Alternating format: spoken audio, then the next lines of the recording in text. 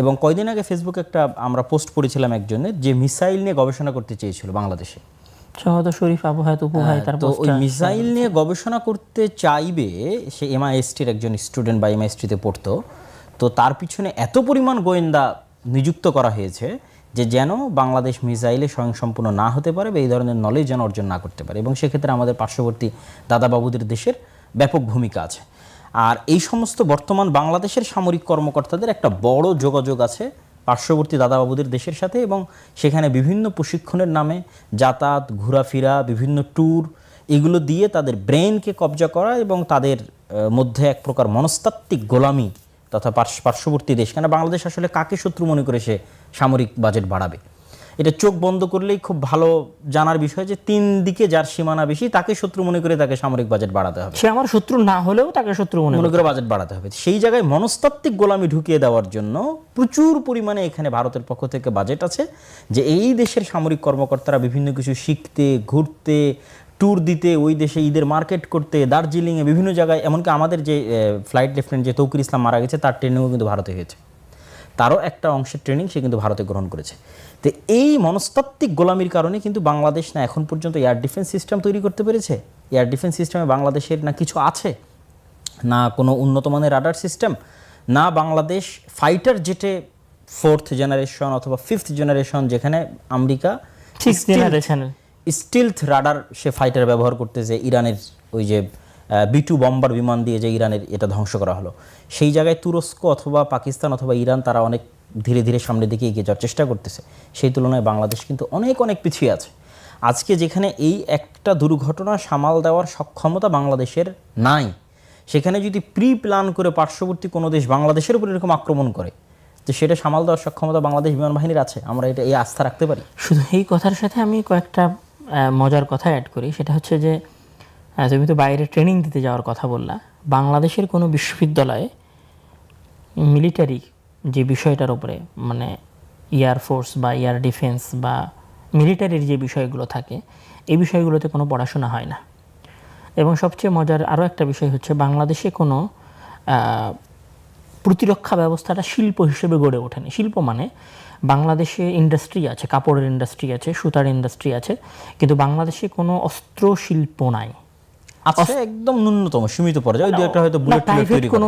Private কোনো অস্ত্র শিল্প নাই। এর বিপরীতে যদি আমরা পাকিস্তানে দেখি, মানে যেহেতু আসলে আমাদের মাঝে চেতনাবোধটা বেশি, তো 71-এর চেতনা আমরা বেশি লালন করি, তো আমি 71-এর চেতনার জায়গা থেকেই কথা বলতেছি। যাদের মানে সকাল সন্ধ্যা, সেটা আগে তো আওয়ামী লীগ রাজাকার বলতো, এখন বিএনপি তাদের ছোট ভাই রাজাকার বলতেছে। তো যেই স্লোগানটাকে কেন্দ্র করে আমরা বাংলাদেশে আগেও রাজনীতি করেছি, এখনও আর এক দল রাজনীতি করার চেষ্টা করতেছে, আমি তাদেরই উদাহরণ দিচ্ছি। পাকিস্তানে বাংলাদেশের চাইতে মানে বাংলাদেশে তো নাই প্রাইভেট অস্ত্রশিল্প, পাকিস্তানে সেই জায়গায় অসংখ্য প্রাইভেট অস্ত্রশিল্প আছে। এবং এখানে আরেকটা কথা আসলো, এয়ার ডিফেন্স সিস্টেম। তুমি MiG-20 আমেরিকার যে B2 স্টিলস বিমান ব্যবহার করার কথা বললা, আমি এখানে 3টা যুদ্ধের উদাহরণ দিই, যে ভারত এবং পাকিস্তানের ভেতরে যে যুদ্ধ হয়েছিল, সেই যুদ্ধটা কিন্তু বিমানের ছিল, আকাশের যুদ্ধ ছিল, ড্রোন ছিল, বিমান ছিল, হ্যাঁ, মানে সাইবার অ্যাটাক, বিমান বাহিনীর যুদ্ধ ছিল, এয়ারফোর্সের যুদ্ধ ছিল। ইরান এবং ইসরায়েলের যে যুদ্ধ ছিল, সেটাও এয়ারফোর্সের যুদ্ধ ছিল। এবং এখানে চমৎকার কথা বলি, সেটা হচ্ছে যে ইরান প্রায় 534টা, প্রায় 550-এর মতো মিসাইল হামলা করেছে ইসরায়েলে। তার মধ্যে 34টা থেকে 35টার মতো বিমান মিসাইল শুধু ইসরায়েলে গিয়ে হামলা করতে পেরেছে। অর্থাৎ 94% বিমান ইসরায়েলের এয়ার ডিফেন্স সিস্টেম প্রতিহত করেছে। মিসাইল ইসরায়েলের এয়ার ডিফেন্স সিস্টেম প্রতিহত, হ্যাঁ, আয়রন ডোম, আরও তাদের আরও একটা আছে, একটা হচ্ছে ডেভিড, কয়েক স্তরের আছে। তো সেগুলো তারা প্রতিহত করেছে। এবং আমেরিকা তার মূল বাজেট রাখতেছে এয়ারফোর্সের পেছনে। এবং অন্যদিকে ইউক্রেন রাশিয়ার বিরুদ্ধে যে যুদ্ধ করতেছে, সেই যুদ্ধেও ইউক্রেন যে প্রতিরক্ষা ব্যবস্থা প্রতিষ্ঠা করেছে, সেটাও হচ্ছে তারা ইসরায়েলের একটা ডিফেন্স সিস্টেম আছে, সেই ডিফেন্স সিস্টেমটাকে ব্যবহার করার চেষ্টা করতেছে, যেটাকে তারা বলতেছে ডেভিড কি যেন, এটা আমার মনে আসতেছে না, সেটা তারা ব্যবহার করতেছে। তো ইউক্রেনও এই যুদ্ধে এয়ার ডিফেন্সটাকে মূল মনে করতেছে। তাহলে সারা পৃথিবীতে যে যুদ্ধ মূলত চলতেছে সেই যুদ্ধ মানে আগামীর যুদ্ধ যদি আমি বলি, তাহলে আগামীর যুদ্ধ পদাতিক বাহিনী বা সেনাবাহিনী বা আর্মির চাইতে বেশি নির্ভর করবে এয়ার ফোর্সের উপরে। শুরু হবে এটা দিয়ে শুরু হবে। আর সেইটা যদি আমরা বিবেচনা করি, তো তার বিপরীতে বাংলাদেশে এয়ার ফোর্সে কিছু নাই বললেই চলে। এখানে তিনটা জিনিস আমরা সামারি করতে পারি। 1 নম্বর হচ্ছে যে ফাইটার জেট, 2 নম্বর হচ্ছে এয়ার ডিফেন্স সিস্টেম, 3 নম্বর হচ্ছে রাডার। এয়ার ডিফেন্সের মধ্যে রাডার আসবে। 3 নম্বর হচ্ছে ড্রোন।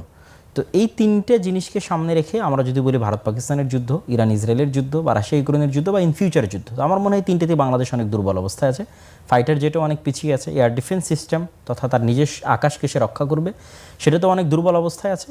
আর 3 নম্বর যদি বলি ড্রোন, তাহলে হয়তো ইদানিং লাস্ট তুরস্ক থেকে কিছু কামিকাজি ড্রোন নাকি একটা ড্রোন বাংলাদেশ কিনেছে, ওইটা ছাড়া আসলে ড্রোনে তেমন কোনো অগ্রগতি বাংলাদেশের নাই। আর এয়ার ডিফেন্স এবং ফাইটার জেটে একদম বেকার অবস্থা আর কি, আমরা যদি একদম স্বাভাবিক ভাষায় বলি। চীন থেকে আমাদের দেশের সরকার একটা এয়ার ডিফেন্স সিস্টেম কিনেছিল, যেটা হচ্ছে FM-90, স্বল্প পাল্লার একটা বিমান বিধ্বংসী ক্ষেপণাস্ত্র। তার লিমিটেশন হচ্ছে 7 মিটার থেকে মানে 15 কিলোমিটার পর্যন্ত। সেটা আসলে গণনার মধ্যে পড়ে, আমি এটা পড়ে 15 দেখেছি। কিলোমিটার পর্যন্ত আর কি। আমি যদি একটু বলি যে এর বিপরীতে S-400 যেটা রাশিয়ার S-400 এর কিলোমিটার হচ্ছে 400 কিলোমিটার পর্যন্ত, যেটা ভারত মানে 400 কিলোমিটার দূরের কোনো 400 কিলোমিটার দূরে যদি কোনো মিসাইল আসে সেটাতে সে ডিটেক্ট করতে পারে এবং সেটাতে সে হামলা করতে পারে, পাল্টা সে হামলা করতে পারে। এবং বর্তমান পৃথিবীর আসলে প্রতিযোগিতাটাই চলছে এয়ার ডিফেন্স সিস্টেমের উপরে। মানে বর্তমান পৃথিবীতে যারা যেটা করার চেষ্টা করতেছে তাদের চেষ্টার মূল একটা অংশ হচ্ছে, যেমন চায়না বলল যে স্টিলথ যে ফাইটার জেট যেটা রাডারকে ফাঁকি দিতে পারে আমেরিকার, সেটাকে ধরার মতো প্রযুক্তি চায়না তৈরি করে ফেলেছে। এটা হচ্ছে quantum defence system, quantum physics দিয়ে হয়তো এটা ফিজিক্স দিয়ে তৈরি করেছে। এটা চলমান একটা প্রজেক্ট। পৃথিবীতে সবচেয়ে চ্যালেঞ্জিং এখন প্রজেক্ট হচ্ছে কোয়ান্টাম প্রজেক্ট বা কোয়ান্টাম কম্পিউটারিং এর ক্ষেত্রে বলতে পারি। কোয়ান্টাম ফিজিক্সকে সামনে রেখে সামনের দিকে আগানো, এটা অত্যন্ত ক্ষুদ্র থেকে ক্ষুদ্রতী অংশ নিয়ে কাজ করা। জি, তো সব মিলিয়ে আমরা যদি এয়ারফোর্সের উপরে আমাদের কথাটুকু টানি, তো অন্যদের আমরা যে জায়গায় বলছিলাম আর কি, কথাটা একটু এলোমেলো হয়ে গেল। ডিফেন্স সিস্টেমে আমাদের যেমন দুর্বলতা আছে, সামরিক যুদ্ধ বিমানে আমাদের তেমন দুর্বলতা আছে, এবং ড্রোনের ক্ষেত্রেও আমাদের দুর্বলতা আছে। সকল দুর্বলতাকে সামনে রেখে বাংলাদেশ সরকারের যে বাজেট এয়ারফোর্সের জন্য সেটা অনেক কম। এবং এখানটা মজার কথা বলি, যেটা আমি বলতে যাচ্ছিলাম শুরুতে, সেটা হচ্ছে যে সবাই এয়ারফোর্সে বাজেট দিচ্ছে, বেশি করতেছে, আর বাংলাদেশে এয়ারফোর্সের বাজেট হচ্ছে সেনাবাহিনীর মানে সামরিক খাতের বাজেটের মধ্যে সবচেয়ে কম অংশ পায় আসলে এয়ারফোর্স। আসলে কার ভয়ে, কার ইশারায় বাংলাদেশ আসলে এয়ারফোর্সের সবচেয়ে কম বাজেট রেখেছে?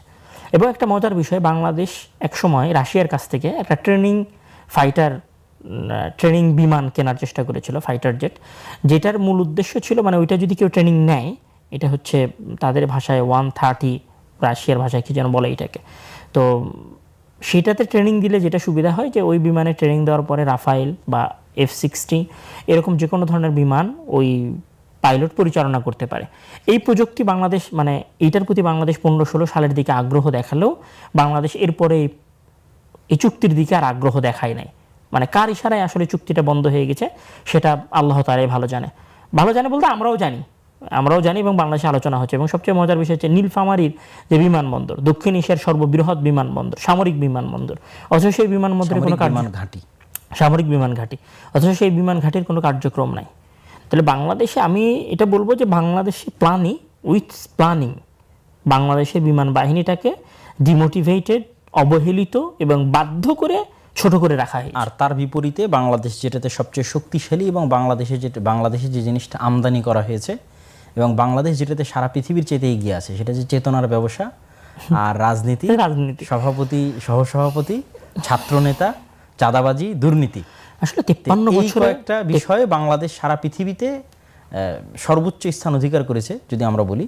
এবং এটাই যদি বাংলাদেশের সফলতা যদি আমরা বলি, তাহলে এই 53 বছরে বাংলাদেশের 53 বছরে আমাদের সফলতা হচ্ছে 71 এর চেতনা। এর বাইরে আর কোনো কিছু নাই। এই জায়গায় আসলে আমরা যাকেই পরিষ্কার করার চেষ্টা করি না কেন, বাংলাদেশে যারাই 53 বছরে ক্ষমতায় এসেছে তারা সবাই বাংলাদেশের এয়ারফোর্সের দুর্বলতার জন্য দায়ী, এবং তারা সবাই বাংলাদেশের 34 বছরের 32টা বিমান দুর্ঘটনার জন্য দায়ী, তারাই বাংলাদেশের এয়ার ডিফেন্স সিস্টেমে সবচেয়ে দুর্বল থাকার জন্য দায়ী। আজকে হয়তো মানুষ ফ্র্যাঙ্কলি, আমি এখানে বলি, আজকে হয়তো মানুষ ফ্র্যাঙ্কলি কথা বলতে পারতেছে, তাই এই বিষয়গুলো আসতেছে। যদি আজকে দলীয় সরকার থাকতো তাহলে আজকে ওই বিষয়গুলো আসতো না। এবং বাংলাদেশের নত পররাষ্ট্রনীতি কেন মানে এয়ার ডিফেন্স সিস্টেমে বা বাজেট কেন বাড়াতে পারতেছে না, বা যেটা তুমি বললা যে এগুলোতে কেন আসলে সামনের দিকে আগানো যাচ্ছে না, কোন ইঙ্গিত বা কোন আকার বা কোন প্রবলেম, সেটা হচ্ছে বাংলাদেশের নত পররাষ্ট্রনীতি। এই জায়গা থেকে যদি বাংলাদেশ বের হতে চায় তাহলে বাংলাদেশকে চায়না এবং পাকিস্তান এবং তুরস্ক, এই যে বেল্টটা আছে, এই বেল্টের সাথে তার সামরিক সক্ষমতা, সামরিক যোগাযোগ এবং সামরিক চুক্তি বাড়াতে হবে। এবং এটাতে আসলে কারো কথায় কান দেওয়া যাবে না, এটা নিজস্ব স্বাধীনতার জন্য এটা জরুরি। এটা কারো কথায় কান দিয়ে এটাতে পিছিয়ে থাকলে এখানে আসলে মানে আমি বলি এটাও আসলে চেতনার সমস্যা থেকেই শুরু। মানে আমাদের দেশের মানুষ কেন এইটা মনে করে যে ভারত আমাদের বন্ধু, ঠিক আছে ওকে ভারত আমাদের বন্ধু, 71-এ ভারত আমাদেরকে সাহায্য করেছে, ঠিক আছে, তর্কের খাতিরে মেনে নিলাম যে ভারত 71-এ আমাদেরকে সহযোগিতা করেছে, তারা আমাদের বন্ধু, ঠিক আছে, অন্ধ হয়েই মেনে নিলাম। কিন্তু এর মানে কি এইটা যে আমরা আমাদের সামরিক খাতে কোনো উন্নয়ন ঘটাতে পারবো না, বা এর মানে কি এইটা যে আমরা নিজেদেরকে শক্তিশালী করতে পারবো না? এই জায়গায় কেন আমাদেরকে ভারতের কথা শুনতে হবে? 71-এ ভারতের পক্ষ থেকে একটা 7 দফা চুক্তি করা হয়েছিল বাংলাদেশের তৎকালীন অন্তর্বর্তী সরকারের সাথে। যে চুক্তির মধ্যে একটা দফা ছিল যে বাংলাদেশের নিজস্ব স্বাধীন সেনাবাহিনী থাকবে না, বাংলাদেশের মিলিশিয়া টাইপ কিছু সীমিত অস্ত্রের ব্যবহারের বাহিনী থাকবে যারা অভ্যন্তরীণ নিরাপত্তা রক্ষা করবে। আর বাংলাদেশের পুরো পররাষ্ট্রনীতি এবং বাংলাদেশের পুরো সামরিক সিস্টেম শান্তির বিষয়টা, পার্শ্ববর্তী দেশ দেখবে। তাহলে যেহেতু ওই সময় থেকে তাদের এই মেন্টালিটি ছিল, সুতরাং এটা তো তারা কন্টিনিউয়াস চাপাতেই থাকবে। এবং সবচেয়ে যে বিষয়গুলো অসন্তুষ্টির যে বিষয়গুলো এসেছে, সেই বিষয়গুলো তো স্পষ্ট যে আসলে ভারত চায় না, আমাদের দাদা বাবুরা চায় না যে আমরা শক্তিশালী হই, সামরিক দিক থেকে আমাদের এবং আমাদের পররাষ্ট্রনীতি স্বাধীন হোক, এটা তারা কোনোভাবেই চায় না। এবং এখানে কথা আসলো তাই বলি, এই যে আমাদের পাশের মায়ানমার, যদি মায়ানমারের সামরিক খাতের কথা বলা হয়, আমাদের সামরিক খাতে বাজেট হচ্ছে 699 কোটি টাকা, 699 কোটি মার্কিন ডলার। সেখানে মায়ানমারের সামরিক খাতের ব্যয় হচ্ছে 270 কোটি মার্কিন ডলার। মানে তারা আমাদের চাইতে অর্ধেক ব্যয় করে। অথচ আমরা যেমন আমি যদি নৌজাহাজের কথা বলি, তাহলে মায়ানমারের কাছে নৌজাহাজ আছে 362টা, তার মধ্যে যুদ্ধজাহাজ আছে 362টার মধ্যে 238টা, আর সেখানে বাংলাদেশের যুদ্ধজাহাজ আছে 190টা, আর তার মধ্যে যুদ্ধ করতে পারবে এরকম যুদ্ধজাহাজ আছে 145টা। আমরা যদি রকেট প্রজেক্টের কথা বলি, তাহলে মায়ানমারের কাছে রকেট আছে 580টা, আর বাংলাদেশের কাছে সেই জায়গায় রকেট ছোড়ার মতো যন্ত্র আছে হচ্ছে 70টা।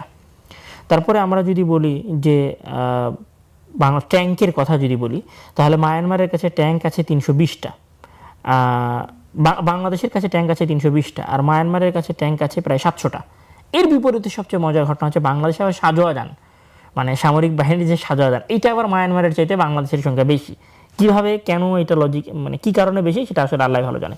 মায়ানমারের যুদ্ধ বিমান আছে, আমি একটু বলি, মায়ানমারের যুদ্ধ বিমান আছে 293টা, আর আমাদের যুদ্ধ বিমান আছে 216টা। ওদের হেলিকপ্টার আছে 80টা, আমাদের হেলিকপ্টার আছে 73টা। আমি এখানে যেটা বলতে চাচ্ছিলাম সেটা হচ্ছে মায়ানমারের সামরিক বাজেট আমাদের বাজেটের চাইতে অর্ধেক। তারপরেও এটা আমাদের চাইতে, যদিও তুলনার জায়গা না, কিন্তু তারপরেও তারা আমাদের চাইতে এগিয়ে। আমাদের সাথে যদি মায়ানমারের তুলনার এই অবস্থা হয়, এটা সামারি করে ফেলি যে এই পর্বের শেষটা আসলে সামারি আমরা কি করতে পারি? এই পর্বের শেষটা আমি এভাবেই বলতে পারি যে, প্রথম যদি বলি, একটু খোঁটা দিয়েই বলি, আমাদের চেতনা শক্তির বাইরে অন্য কোনো চেতনা শক্তি নাই। আমাদের চেতনা শক্তির বাইরে অন্য কোনো শক্তি নাই, চেতনা শক্তির বাইরে আমাদের অন্য কোনো শক্তি নাই। আর সেকেন্ড যদি কথা বলতে চাই, ভারত যদি কালকেই চায়, এখনই যদি চায়, সে বাংলাদেশের যে কোনো স্থাপনায় হামলা করবে, সে হামলা করতে পারে।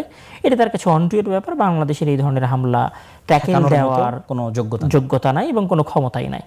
আসলে শুধু বিভিন্ন রাজনীতিক মাইলস্টোনের এই ঘটনায় আমাদের সবার, পুরো দেশবাসীর এই বিষয়টা জানা উচিত, এবং এই বিষয়ে সরকারকে চাপ দিয়ে হলেও আগ্রহী করা উচিত যে আমরা সবাই নিরাপত্তাহীনতায় ভুগতেছি। যদি আমরা এখানে স্বল্প সময়ের মধ্যে কোনো পদক্ষেপ না নেই, তাহলে বাংলাদেশের 20 কোটি জনগণের জান এবং মালের কোনো নিরাপত্তা নাই।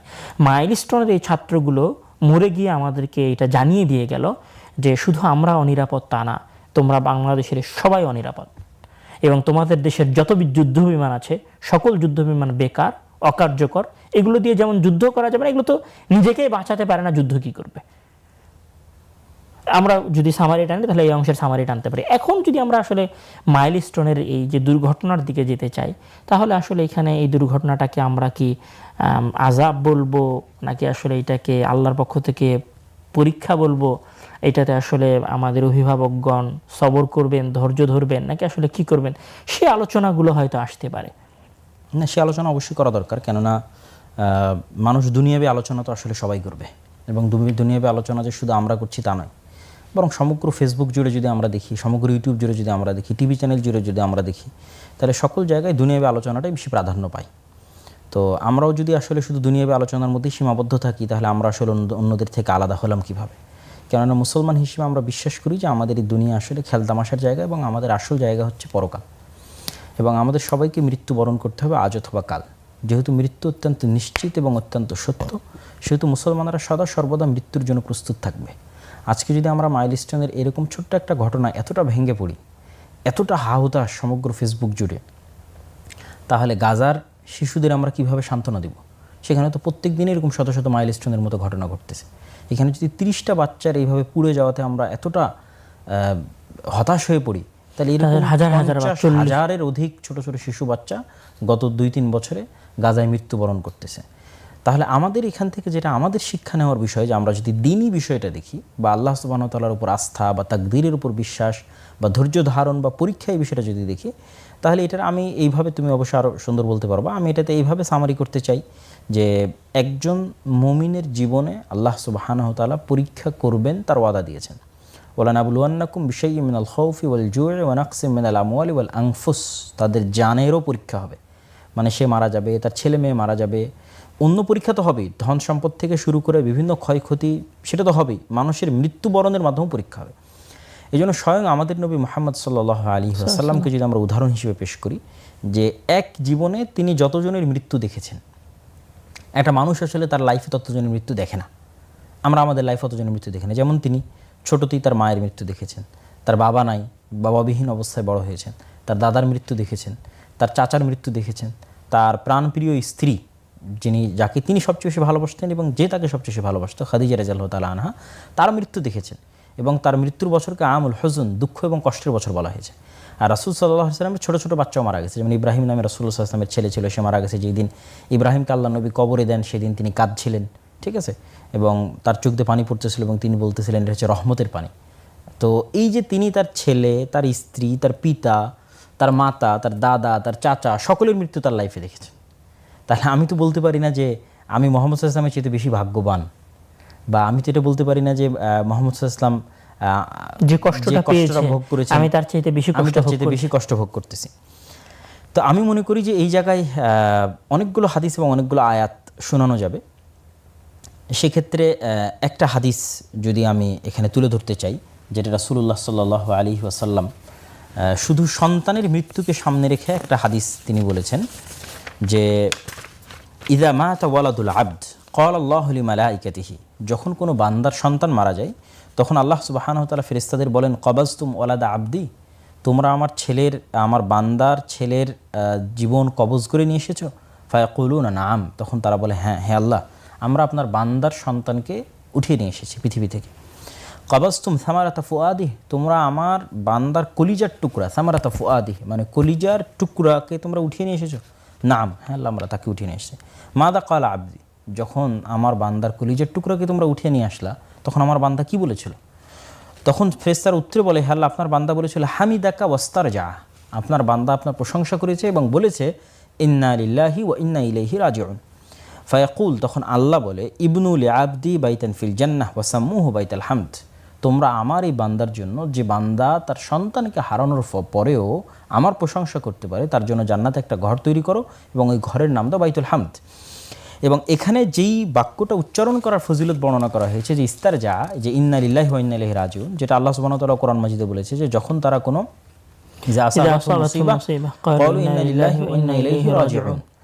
যে তারা যদি কোনো বিপদগ্রস্ত হয়, তারা ইন্না লিল্লাহি ওয়া ইন্না ইলাইহি রাজিউন বলে। এই জিনিসটা আমরা মুখে বলি, ফেসবুকে ব্যবহার করি, কিন্তু এটার গূঢ় রহস্যটা কিন্তু আমাদের জানা নাই। সেটা হচ্ছে যে আমি ঘোষণা দিচ্ছি যে আমি আমার নিজের মালিক না, আমার মালিকও আল্লাহ।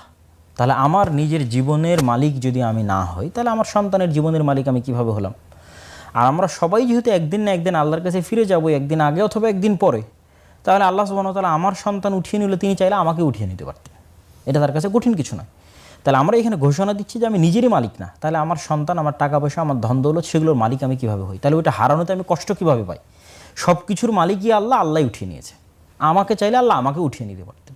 তাহলে যেহেতু আমার সব কিছুর মালিক এবং দেনেওয়ালা আমাকে দিয়েছেন আল্লাহ সুবহানাহু ওয়া তাআলা, তো আল্লাহ উঠিয়ে নিয়েছেন, এই জন্য আমি আল্লাহর সিদ্ধান্তের উপর সন্তুষ্ট আছি এবং রাজি এবং খুশি আছি।